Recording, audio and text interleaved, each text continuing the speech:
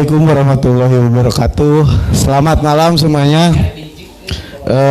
Terima kasih pertama untuk Sunda Kopi Space yang menyediakan ruang untuk kami berbicara. Topik malam ini adalah tentang Land Reform Live, di mana tema besarnya adalah itu, dan kita akan berbicara tentang hubungan tanah dengan manusia. Tapi sebelum mulai, ini ada informasi penting bahwa Sunda Kopi bukan penyelenggara negara, tapi Sunda Kopi adalah tempat untuk ngopi bareng santai di sini. Jadi jangan sungkan untuk datang ke Sunda Kopi.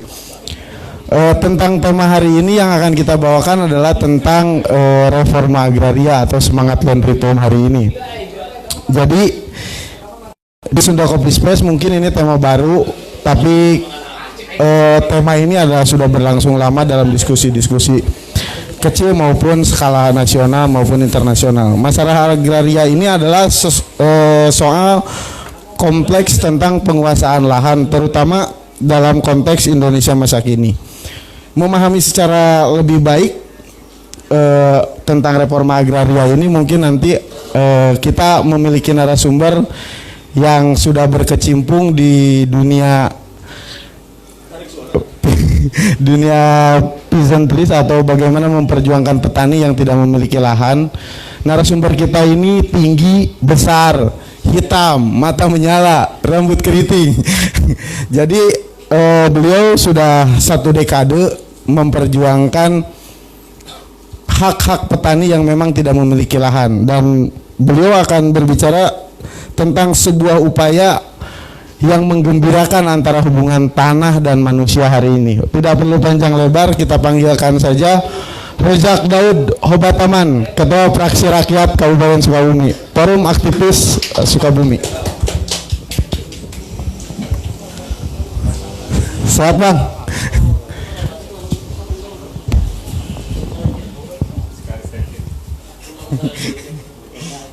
Maskernya nggak ada ya?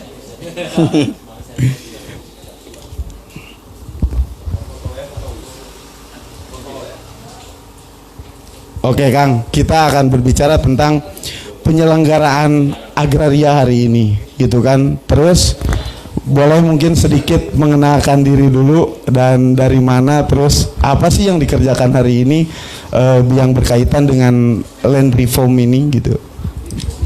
Ya, terima kasih. Assalamualaikum warahmatullahi wabarakatuh. Ya, teman-teman semuanya yang hadir pada kesempatan ini, buat Sunda Kopi yang menyediakan tempat. Ya, memang malam ini kita diberi kesempatan untuk berdiskusi, berbicara tentang bagaimana isu besar tentang kehidupan manusia itu adalah persoalan tanah. Memang kadang masyarakat ini selalu tidak begitu respon dengan persoalan yang berkaitan dengan tanah. Padahal hal yang penting ingin saya sampaikan bahwa hubungan tanah dan manusia itu adalah sebuah hubungan yang abadi. Artinya hubungan abadi ini adalah tentang hidup dan kehidupan. Itu yang jadi poin penting yang harus kita pahami. Kenapa tentang hidup dan kehidupan? Karena berbicara masalah tanah itu adalah untuk memastikan 2 hal. Yang pertama, tempat tinggal, dan yang kedua, pasokan makanan. Itu yang menjadi berbicara masalah tanah ini adalah berbicara sesuatu hal yang abadi sampai kiamat. Karena selama masih ada kehidupan dan masih ada dunia dan kehidupan, ya berbicara masalah tanah tidak akan tuntas. Ya, itu yang memang menjadi kenapa hari ini kita lebih fokus dan konsentrasi di urusan persoalan ini, karena tentang keabadian kehidupan manusia. Mungkin itu sebagai gambaran dan pengantar pentingnya kita berbicara soal isu land reform. Kalau land reform itu kan berbicara masalah tanah untuk rakyat. Dan hari ini saya ingin menyampaikan sesuatu tentang kenapa penting, karena hari ini negara kita ini kan, terutama khususnya hari ini sedang isu sentral hari ini tentang Omnibus Law ini kan, di satu sisi kita hanya bisa menangkap bahwa Omnibus Law ini hanya berbicara tentang tenaga kerja. Padahal di sektor agraria, pasal-pasal yang di Omnibus Law ini kan lebih kolonial dari kolonial sebenarnya. Karena Belanda saja, undang-undang Belanda saja, hak guna usaha di perkebunan itu 75 tahun. Tetapi punya 2 tahap. Kalau sekarang di Omnibus Law ini jadi 90 tahun. Jadi lebih kejam Belanda atau memang aturan yang terbaru hari ini. Nah, itu yang menjadi sorotan, yang menjadi isu penting. Berbicara Omnibus Law bukan cuma tentang buruh dan tenaga kerja, tetapi hal yang krusial yaitu berkaitan dengan tanah. Itu gambarannya yang menjadi isu utama hari ini dan isu perkembangan hari ini di Indonesia dan khususnya Kabupaten Sukabumi. Karena kalau hal-hal seperti ini kita tidak bisa menyoroti, Kabupaten Sukabumi HGU perkebunan itu ada 64 yang swasta, belum lagi yang punya PTPN.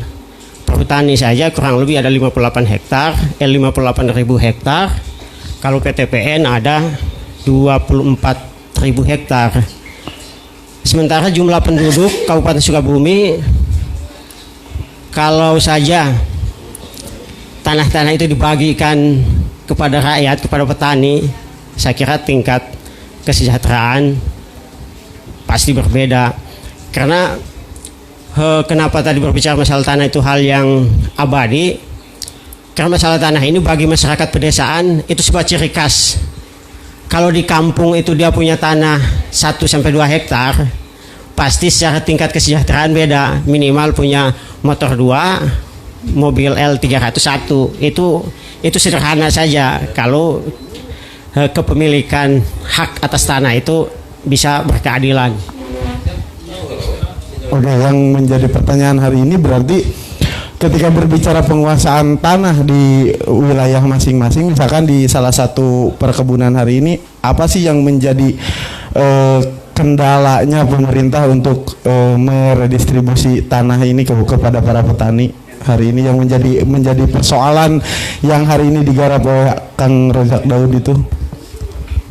Ya, kalau untuk masyarakat pedesaan, ya tentunya kalau untuk Sukabumi sendiri memang ada kota, ada kabupaten. Kalau kabupaten kita berbicara masalah lahan-lahan perkebunan yang begitu melimpah, sementara kepemilikan tanah untuk masyarakat minim. Bukan berarti di kota ini tidak bisa kita berbicara masalah land reform atau reform agraria. Karena berbicara masalah agraria itu kan 3 faktor. Pertama, tanah, air, dan udara. Masyarakat perkotaan juga punya hak ketika kita berbicara masalah agraria. Ketika sepanjang jalan Ahmad Yani itu ada jalan dengan ukuran yang pas, dan di pinggir jalan itu parkiran motor 2 lapis dan PKL di mana-mana, itu kan ketersediaan tanah di masyarakat perkotaan yang minim. Nah, itu untuk kota. Kalau untuk kabupaten, kita lebih berbicara masalah kawasan perkebunan. Itu kenapa lebih fokus ke sana?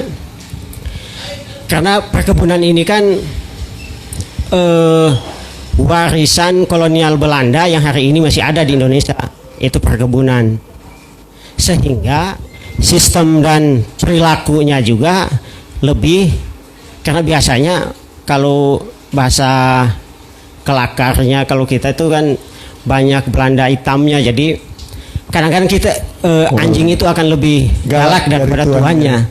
Sehingga kenapa kita fokus di wilayah kabupaten di kawasan perkebunan, karena perilaku dan perilaku dari masyarakat kita yang bekerja di perkebunan itu lebih galak dibanding pemegang haknya. Sehingga masyarakat kita itu kan paling penting bagi masyarakat itu kan poin pentingnya bagaimana dia nyaman, bisa bercocok tanam, ada penghasilan. Belum berbicara masalah kepemilikan. Yang penting dia bisa bercocok tanam. Nah, yang jadi masalahnya kan kadang-kadang si pelaku usaha karyawannya itu perilakunya lebih tidak manusiawi. Dia kadang mengusir dengan secara paksa. Kalau tidak bisa diusir, diancam dengan pidana. Pendekatan hukum berarti. Pendekatan hukum seperti itu karena masyarakat kita ini kan awam. Ketika dia berkebun di lahan perkebunan, statusnya sebagai penggarap, datang si pihak keamanan perusahaan untuk menghentikan kegiatan. Kalau dilawan, dia hadirkan alat negara, baik TNI maupun Polri, oknumnya itu turut ikut serta untuk mengusir masyarakat pedesaan itu supaya tidak bisa bercocok tanam di situ. Sementara dengan berbagai macam alasan. Alasannya itu kan, wah ini tanah perkebunan, ini tanah milik orang, perusahaan.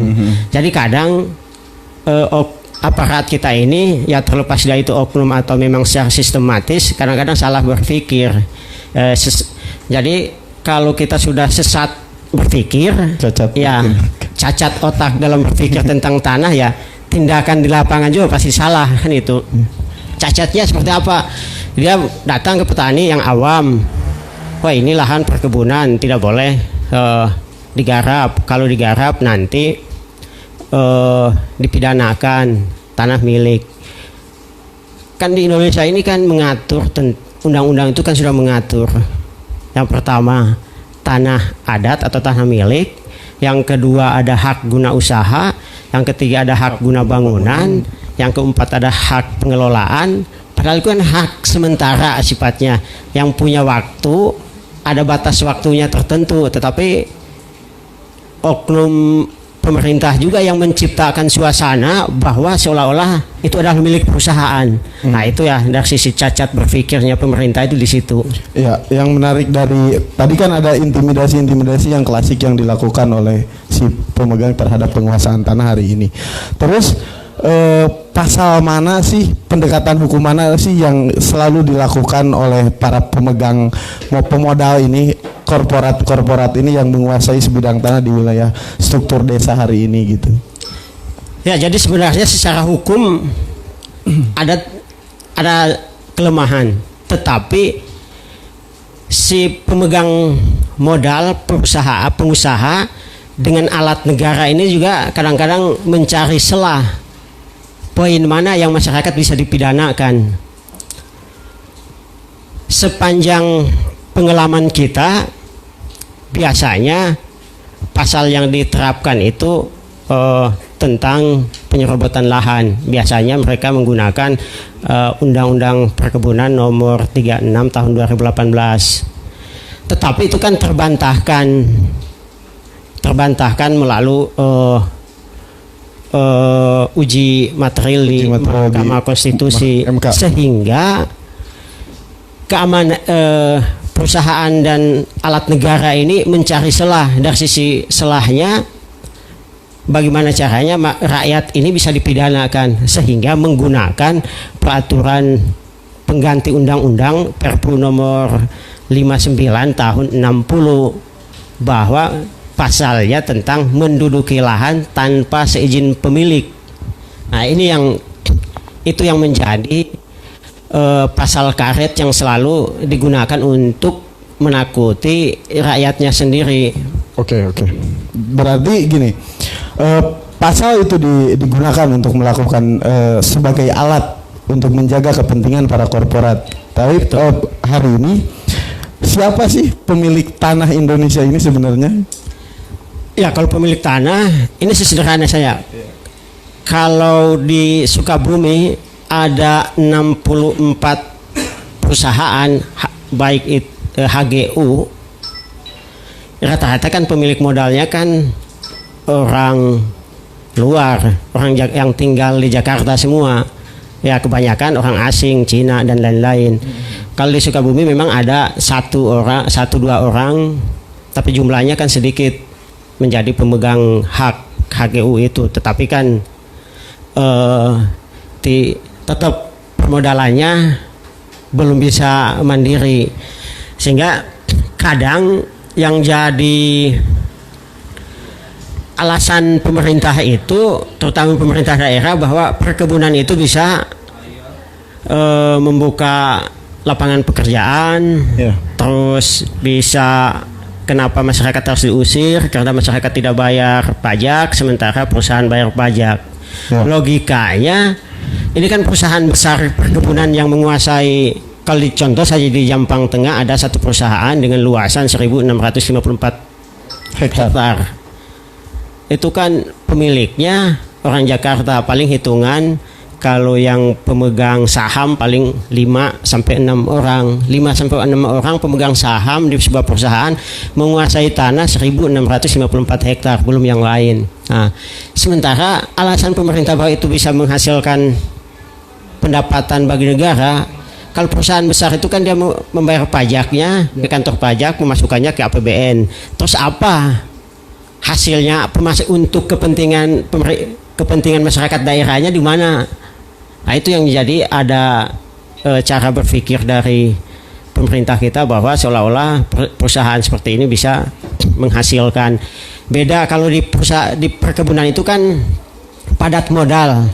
Kalau padat modal itu biayanya besar, pekerjanya sedikit, menguasai tempatnya luas. Beda dengan padat karya. Kalau padat karya, pabrik dan lain-lain itu membutuhkan lahan yang sedikit, punya karyawan ribuan, ya itu yang bedanya. Oh, jadi proses Abang sebagai organ gerakan tani hari ini untuk bagaimana mendorong pemerintah untuk melaksanakan land reform, karena struktur perkebunan tadi itu adalah warisan kolonial Belanda. Tapi untuk mendesak bagaimana reforma agraria ini terjadi, perlu program penunjang dong untuk hal-hal itu. Jadi antara hubungan land reform dengan manusia ini sebagai organ gerakan tani, apa saja sih upaya yang dilakukan hari ini di Kabupaten Sukabumi khususnya ataupun di perkotaan? Ya, kalau untuk pelaksanaannya kan pertama, karena kenapa berbicara land reform itu penting, tadi saya sampaikan pada sebuah hubungan yang abadi, sehingga pasti dalam proses perjuangannya membutuhkan tantangannya memang luar biasa. Pertama, tantangannya dari negara sendiri, dari pemerintah kita yang tidak punya integritas, yang tidak punya political will bagaimana memberikan pelayanan yang terbaik kepada masyarakat. Yang pertama itu.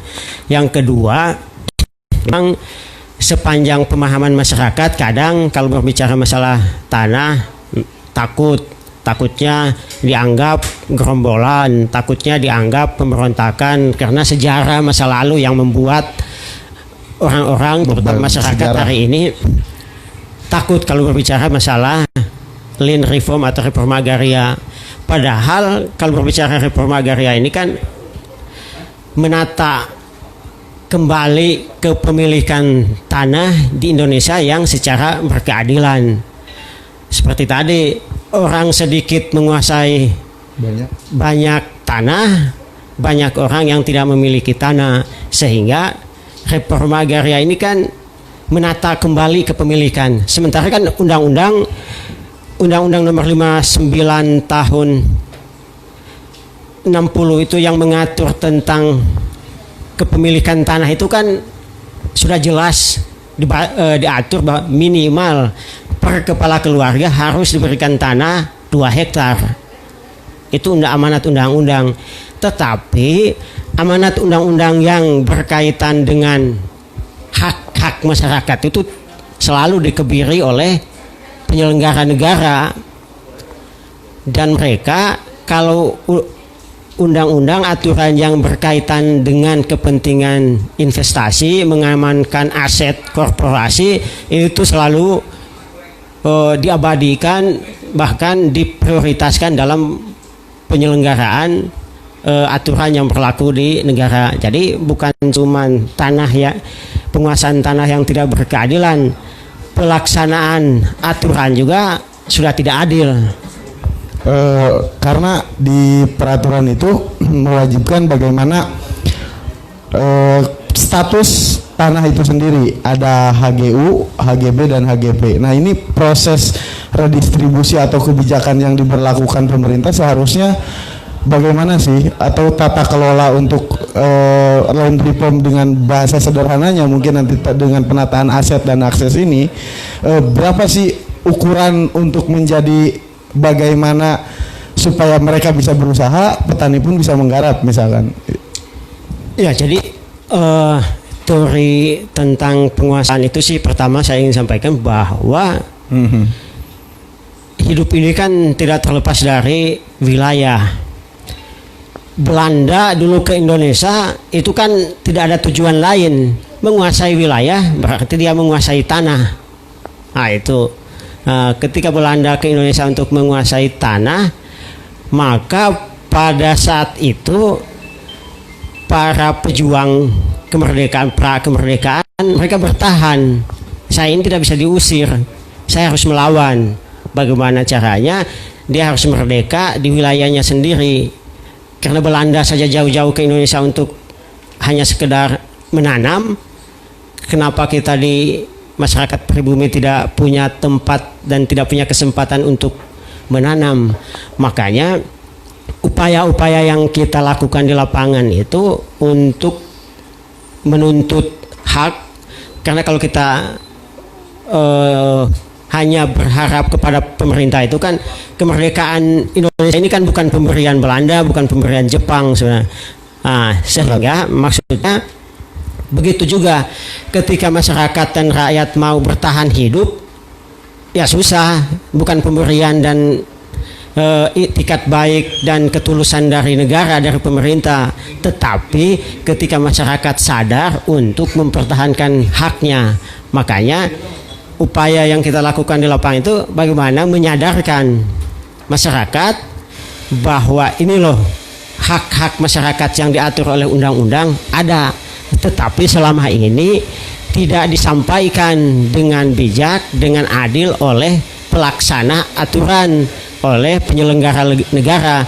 Sehingga ketika masyarakat sudah sadar, maka disitulah momentum, mau tidak mau ya masyarakat akan bergerak sendiri seperti dulu ketika Indonesia dijajah Belanda, ketika masyarakat VOC dijajah, masyarakat kita sadar bahwa saya harus merdeka. Ya disitulah masyarakat akan, ketika masyarakat sadar, ya pasti akan ada perlawanan. Karena bukan perlawanan itu bukan karena membangkang atau apa, tapi menuntut hak. Kalau menuntut hak itu kan setelah kewajibannya terpenuhi. Kalau kewajiban masyarakat itu sudah jelas, pajak dan lain-lain. Kan bukan berarti hari ini pengertiannya pajak berarti kita datang ke kantor pajak untuk membayar. Tapi kan ketika tiap hari ada kebutuhan, rokok dan lain-lain, itu kan secara otomatis kan di situ kewajiban masyarakat sudah memenuhi kewajibannya. Cuman hak rakyatnya dari negara yang belum bisa diberikan secara maksimal. Ya. Tanah ini kan merupakan sesuatu hal yang penting bagi kehidupan manusia, hewan, tumbuhan dan segala macam. Nah, hari ini hak rakyat Indonesia terhadap tanah yang mereka injak hari ini itu bagaimana sih haknya itu bisa diperoleh? Ya, jadi pertama yang harus kita pahami bahwa tanah ini berfungsi sosial. Oke, tanah sebagai perspektif fungsi sosial. Tanah ini sebagai berfungsi sosial, bukan hanya sekedar komoditas bisnis. Kalau kita berpikir bahwa tanah ini adalah ketika punya tanah di situ ada potensi bisnis, dari situlah salah berpikirnya kita. Sehingga tidak ada salahnya ketika investor investasi datang di Sukabumi menguasai ratusan bahkan ribuan tanah hanya sekedar bisnis. Ketika sementara di sisi lain kita harus yakini bahwa tanah ini berfungsi sosial, artinya bukan hanya untuk usaha dan bisnis, tetapi bagaimana tanah ini kan harus dimuliakan. ketika tanah ini harus dimuliakan, berarti harus dimanfaatkan, harus digunakan supaya bisa menghasilkan. Ketika ada penghasilan, maka disitulah kehidupan manusia akan berlanjut. Kalau tidak ada upaya-upaya untuk memuliakan tanah, makanya yang kita lakukan di lapangan itu kan Ya. kenapa lahan-lahan perusahaan, perkebunan yang terlantar dan lain-lain itu tak terus mengajak masyarakat untuk menguasai, itu kan bukan berarti mengambil alih, tetapi upaya untuk memuliakan tanah. Di saat dia membiarkan, menelantarkan, berarti hak, ketika negara memberikan hak kepada mereka, tetapi diabaikan. Ya. Nah, ketika diabaikan oleh mereka, maka kita mengajak masyarakat untuk mari kita memuliakan tanah ini. Ketika mengajak masyarakat itu bukan tidak melulu tidak berhadapan dengan konflik yang sangat luar biasa mungkin. Nah, bagaimana untuk mengedukasi masyarakat ini dasarnya untuk menyadari bahwa hak ini penting, tanah ini sebagai fungsi sosial tadi, sebagai fungsi ekonomi juga untuk mereka, atau tanah ini bagaimana sih mereka supaya bisa ini memang benar layak untuk diperjuangkan gitu. Ya, kenapa semua? Saya kira itu kan layak diperjuangkan itu karena berbicara masalah hidup dan kehidupan, dan disitulah ada manusia. Karena kita berbicara tentang manusia, maka apapun itu resikonya, ya kita harus berupaya terus mengedukasi, bahkan ketika bahkan harus pada waktunya harus melawan, ya dilawan terhadap kebijakan negara yang dolim. Makanya saya sampai hari ini kita perjalanan 10 tahun itu bukan cuma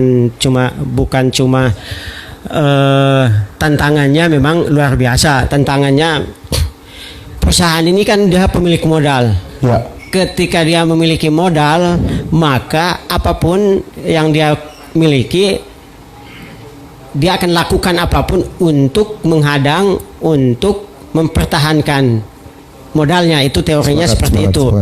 Makanya tidak sedikit alat negara, oknum aparat pemerintah, aparat TNI, bahkan mulai dari sistem birokrasi sampai ke tingkat bawah pun kadang oknum-oknumnya ini kan kadang lebih berpihak kepada pemilik modal karena di situ ada kapital yang mereka dapatkan dibandingkan dengan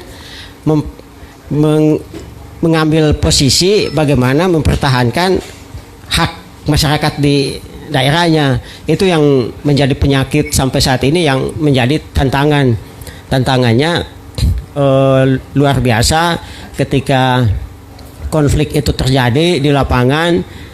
Ya, kita akan berhadapan dengan kelompok-kelompok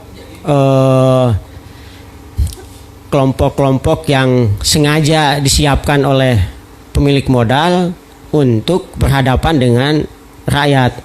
Kalau secara logika memang perbandingannya luar biasa. Itu punya modal, punya kekuatan untuk menyewa, baik itu masyarakat, menyewa oknum alat negara. Sementara petani itu kan hanya punya keberanian dan hanya punya keyakinan.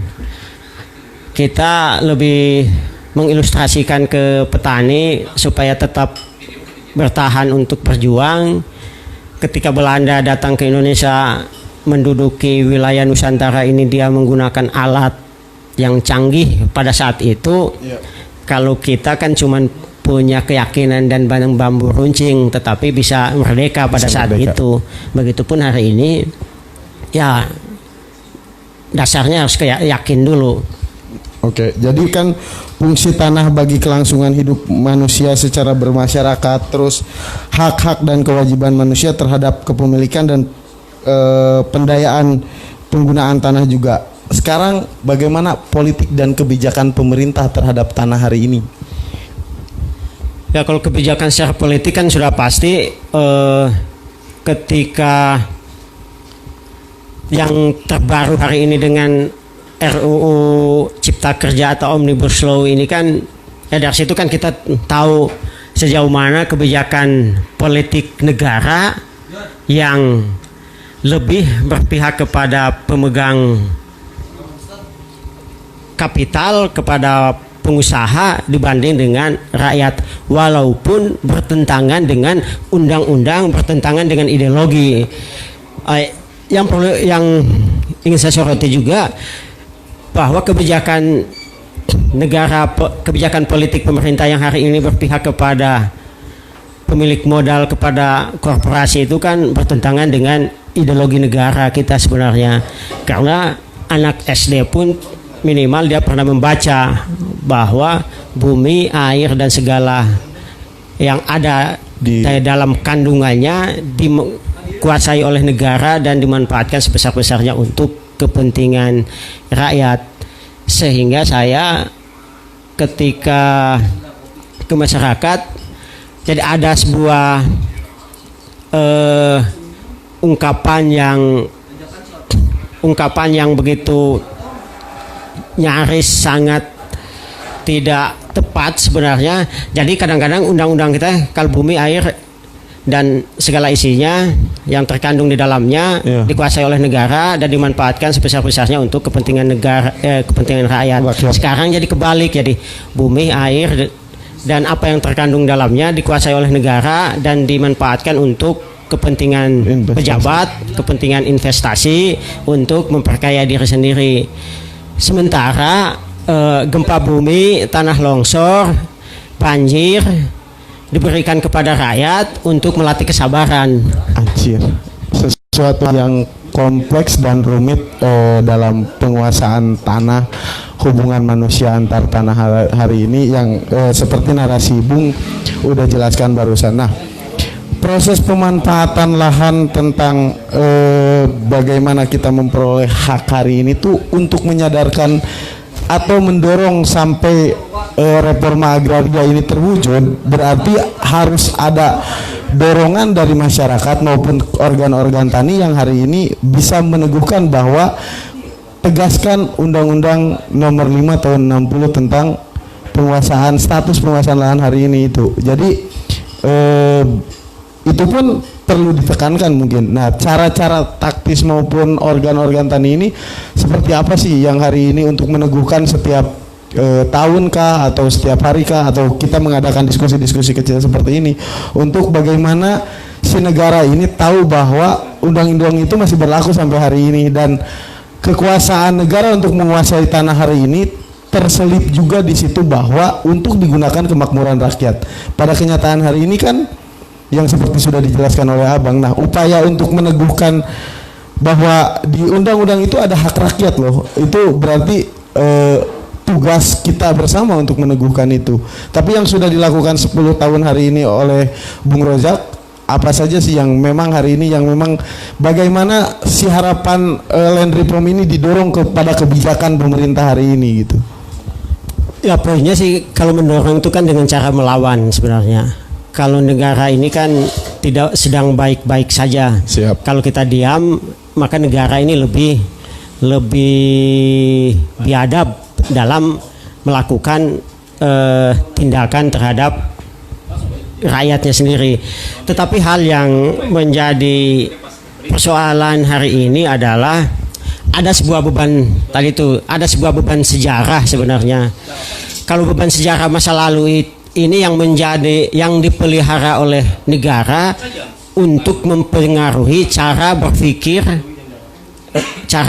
rakyat kita. Contoh, ini sederhananya ketika saya 10 tahun ya sudah biasa, baik dari pemerintah, negara, aparat dan lain-lain, bahkan masyarakat umum pun menganggap bahwa ketika kita duduk dan menguasai memanfaatkan tanah-tanah perkebunan dianggap PKI. Ya bagi saya sih biasa saja, karena itu kan persepsi mereka tentang sejarah masa lalu diciptakan oleh pemerintah, bahwa nanti kalau masyarakat ada yang memanfaatkan lahan-lahan perkebunan itu diceritakan bahwa itu perilaku PKI, perilaku gerombolan pada tahun 60-an. Padahal itu kan pada saat itu kan persepsi yang dipiara oleh negara sampai saat ini, sehingga masyarakat takut. Sehingga ketika pas masyarakat bicara tentang menuntut haknya, sudah takut duluan dengan sejarah.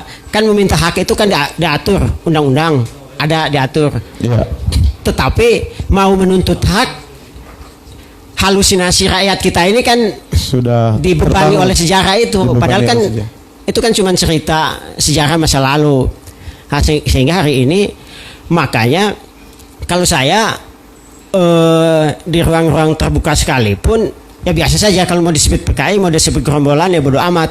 Tetapi yang penting selama kita berjalan di jalur yang benar dan ingin memastikan tentang keadilan kehidupan kemanusiaan sih, ya itu kan tidak jadi soal. Makanya kalau kita pendekatan-pendekatan yang dilakukan itu kan termasuk pendekatan-pendekatan agama juga yang harus kita lakukan, karena banyak kelompok termasuk BPN dan kawan-kawan pun dia ikut mempengaruhi cara berpikir masyarakat itu. Oh, itu mah tanah orang, nanti kalau tanah orang kita manfaatkan tanpa izin nanti tidak berkah. Ya bagi saya sih urusan berkah atau tidak itu kan urusan kita dengan Tuhan sebenarnya. Tetapi tidak harus dipaksakan, tidak harus ditakut-takuti rakyat ini dengan cara berpikir agama supaya rakyat pun takut dalam meminta haknya. Itu mungkin uraian singkat yang memang diskusi ini tidak akan pernah selesai ya Bung, tentang hubungan manusia dan masyarakat. Mungkin hari ini bagaimana kita menyimpulkan tentang obrolan kita yang tidak selesai ini, bahwa tanah dan manusia memiliki hubungan erat secara administratif, fungsi sosial, fungsi ekonomi, maupun secara hajat hidup banyak, hayati maupun lingkungan hidup dan seterusnya. Nah, kesimpulan dari pembicaraan kita tentang hubungan tanah dan rakyat hari ini, dari Abang bagaimana? Ya, kalau dari saya mengajak semua bahwa kalau Indonesia ini kan katanya sih negara agraris, tetapi sampai saat ini tanah ini dikuasai oleh orang lain, oleh orang asing, oleh kapital, kelompok-kelompok pemilik modal. Maka tidak ada kata lain, kita mengajak masyarakat ketika kita meyakini kita hidup bernegara di negara kesatuan Republik Indonesia yang Pancasila itu adalah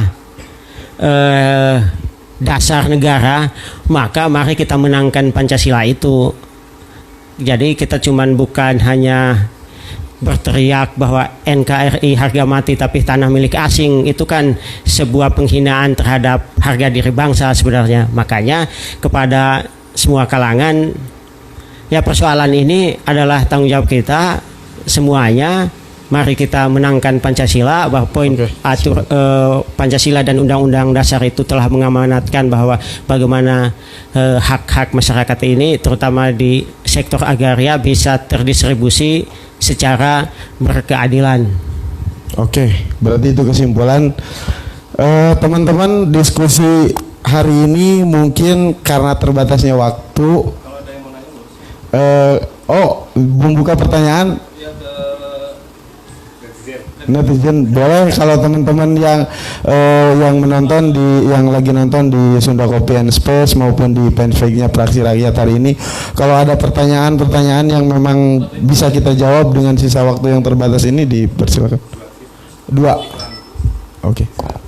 Oke, siap.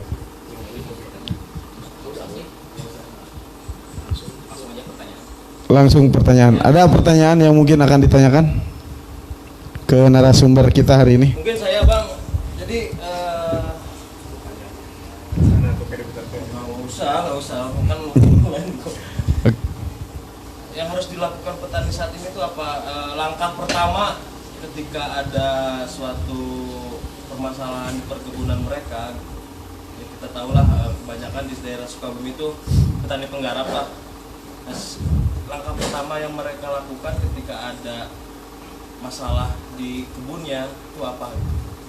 Yang jelas mungkin itu pekerjaan perusahaan atau oknum atau apalah, langkah-langkahnya gitu mungkin harus dikasih tahu juga gitu ke teman-teman kita petani gitu, apa sih gitu, selain kita memahami yang tadi undang-undang lah, cuman sederhananya gimana gitu. Kalau sederhananya, kalau kita sih mengajak, kalau berbicara tentang aturan undang-undang dan lain-lain itu kan kita petani tidak perlu dibebankan untuk memikirkan itu. Ya, biar mereka berproses nanti paham dengan sendiri itu. Biarlah para penggerak organisasi yang melakukan itu. Tetapi kalau kita ke petaninya, satu, bahwa kita sih mengajak mereka untuk menanam. Menanam adalah melawan. Itu saja yang memang menjadi kata-kata yang kita ngajak mereka itu. Menanam adalah melawan. Melawan bukan berarti melawan itu dikonotasikan dengan kekerasan dan lain-lain, tetapi menanam itu adalah melawan, ya melawan kelaparan, melawan kemiskinan, karena negara juga kan tidak bisa memberikan mensejahterakan rakyatnya. Makanya untuk mempertahankan hidup, ya kita mengajak mereka untuk menanam. Ketika berproses pasti tantangan, masalahnya itu pasti ada. Kita juga tidak semua kalau kita sih ketika ada masalah hanya di kelompok-kelompok masyarakat yang sudah terorganisir saja sih. Karena contoh hari ini di Kabupaten Sukabumi dari sekian kasus, kalau kita mampu di 7 titik, kan di 7 titik yang kita dampingi tantangannya luar biasa, apalagi masyarakat yang awam. Di wilayah Kabupaten Sukabumi yang lainnya. Makanya hal yang paling utama kita mengajak petani untuk menanam, mengorganisir diri, terus tetap bersatu dalam satu wadah organisasi, sehingga nanti kalau ada masalah kita masih ada teman-teman yang punya nasib yang sama untuk ikut terlibat. Contoh kasus sederhana itu kan ketika Pasir Datar itu bermasalah dan Caringin, kan bukan cuma teman-teman petani Pasir Datar saja yang berjuang, tetapi ada kawan-kawan dari Jampang yang ikut terlibat. Nah itu petani itu kan cuma punya kekompakan, punya kemauan, itu saja sih. Kalau pihak lain kan mereka punya modal dan lain-lain. Kalau petaninya tidak kompak, ya susah tetapi kita tidak akan berhenti, terus berupaya bagaimana mengedukasi petani supaya tetap mengorganisir diri dalam satu kekuatan rakyat. Oh, oke. Jadi berarti yang kita ajak kebanyakan adalah petani-petani yang memang tidak memiliki lahan. Oke, itu. Mungkin ada lagi? Udah. Oke. Satu lagi. Oke, terima kasih. Roundtable putaran pertama ini alhamdulillah selesai dengan durasi, tapi pembahasan tidak akan pernah selesai. Sekali lagi bahwa diskusi ini adalah sebuah upaya yang menggembirakan dalam reforma agraria, salah satu bentuk upaya untuk meneguhkan bahwa tanah untuk rakyat. Dan info penting adalah Sunda Kopi bukan penyelenggara negara, tapi Sunda Kopi adalah badan usaha. Jadi jangan lupa datang ke Sunda Kopi untuk kopi. See you minggu depan. Assalamualaikum warahmatullahi wabarakatuh.